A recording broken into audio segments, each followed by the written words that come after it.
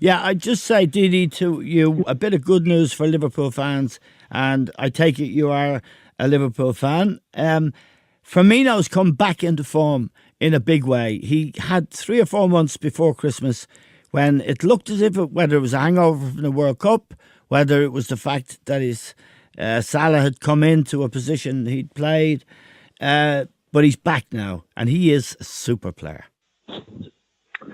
He is, and I think he's the one who links everything because he can play off the shoulder of the last defender. He can drop in.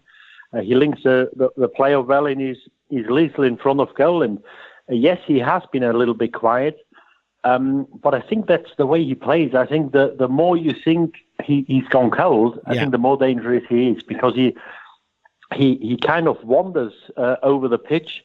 And half the time he looks like he's not interested, but that's the way he plays, and I think that's where he is at his most destructive because we've seen it time and time again. He scored the last minute winner against Paris, which was so important in the Champions League.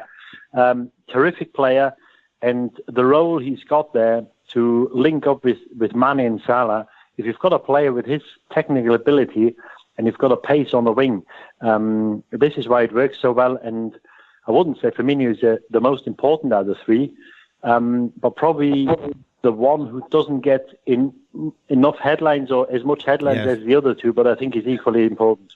John, the other thing he does, he leads the press, as it were. You know, he does close down the defenders. He closes down in midfield. He's very diligent in that regard, and he gets the others to do the same. He encourages them. He's a very, very good player. I mean, you know, as you say, he had a bit of a dodgy spell before Christmas and that. Like all players, that can happen to any player. And I think the World Cup does have an effect on some of the players.